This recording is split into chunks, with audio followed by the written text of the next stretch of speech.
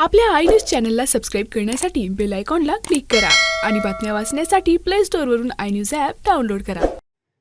सटाणा शहर व तालुक्यात होळीचा सण यावर्षी मोठ्या उत्साहात आणि पारंपरिक जल्लोषात साजरा करण्यात आला। सर्वत्र आनंदाचे आणि भक्तिमय वातावरण पाहायला मिळाले। होळी हा सण वाईटावर चांगल्याचा विजय दर्शवणारा सण म्हणून ओळखला जातो।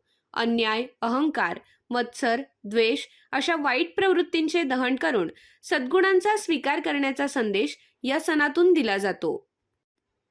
यावर्षी सटाण्यात तरुणांनी पर्यावरणपूरक होळी साजरी करण्याचा संकल्प केला। प्लास्टिक, रबर किंवा इतर प्रदूषणकारक वस्तू न जाळता पारंपरिक पद्धतीने लाकूड व गौरी हे नैसर्गिक साहित्य वापरून होळी प्रज्वलित करण्यात आली। वाईट रूढी परंपरा आणि समाजातील अपप्रवृत्तींची होळी करूया असा संदेश देत नव्या वर्षात सुख, समाधान आणि आनंद लाभावा अशी सामूहिक प्रार्थना करण्यात आली। होळी पूजनाला विशेष महत्त्व आहे। सायंकाळी सुवासिनींनी पारंपरिक वेशभूषेत होळीची विधिवत पूजा केली।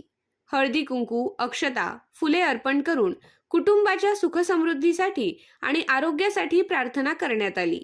महिलांनी फेऱ्या मारून होळीला नैवेद्य अर्पण केला। या पूजनामुळे कुटुंबातील ऐक्य, समृद्धी आणि संस्कार जपले जात असल्याची भावना व्यक्त करण्यात आली। या प्रसंगी लहान मुलांपासून ज्येष्ठ नागरिकांपर्यंत सर्वांनी मोठ्या उत्साहाने सहभाग घेतला। सामाजिक ऐक्य, पर्यावरण संवर्धन आणि चांगल्या विचारांची जोपासना या संदेशांनी यंदाची होळी अधिक अर्थपूर्ण ठरली। होलिका ही जी आहे ही हिरण्यकश्यपूची बहीण आणि